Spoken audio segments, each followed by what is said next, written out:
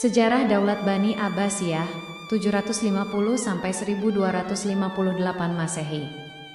Daulat Bani Abbasiyah adalah salah satu dinasti Islam terbesar yang berkuasa setelah menggulingkan Bani Umayyah pada tahun 750 Masehi.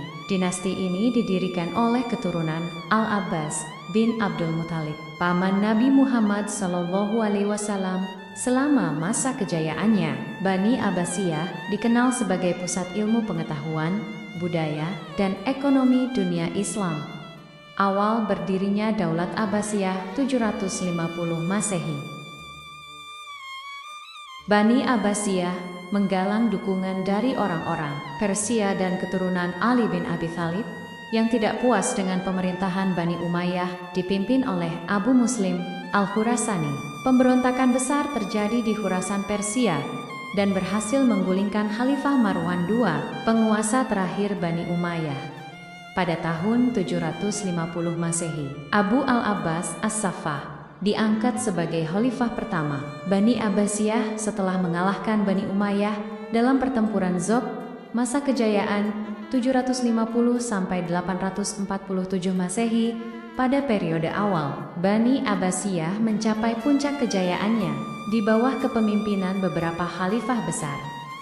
Al-Mansur 754–775 Mas mendirikan Baghdad pada tahun 762 sebagai ibu kota baru dan menjadikannya pusat ilmu pengetahuan dan perdagangan. Harun al-Rashid 786–809 Masehi memimpin pada masa keemasan, dengan Baghdad berkembang sebagai pusat peradaban dunia. Pada masa ini, Baitul Hikmah, rumah kebijaksanaan, didirikan menjadi pusat penerjemahan dan pengembangan ilmu. Al-Mamun 813–833 Masehi melanjutkan kebijakan intelektual ayahnya, memperkuat perkembangan ilmu filsafat, kedokteran, astronomi, dan matematika. Pada periode ini, dunia Islam berkembang pesat dalam berbagai bidang, termasuk sains, arsitektur, dan ekonomi.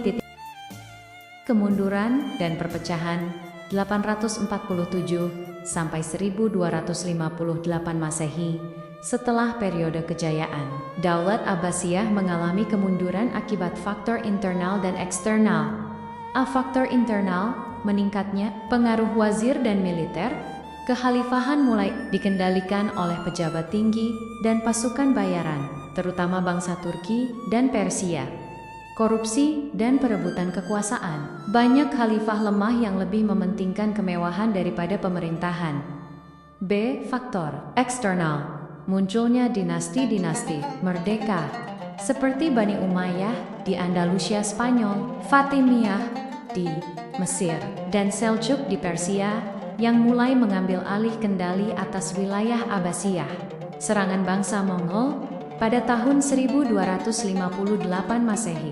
Pasukan Mongol yang dipimpin oleh Hulagu Khan menyerang Baghdad dan menghancurkan kota serta membunuh Khalifah Al-Mustasim, menandai akhir resmi kekhalifahan Abbasiyah.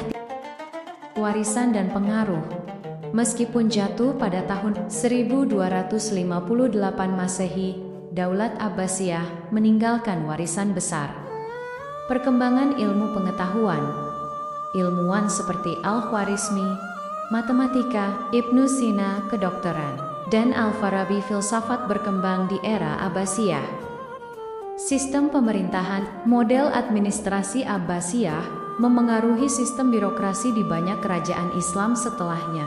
Keberlanjutan kekhalifahan. Meskipun Baghdad jatuh, gelar khalifah tetap dipertahankan oleh Bani Abbasiyah di Kairo, Mesir, di bawah Kesultanan Mamluk hingga zaman Utsmani.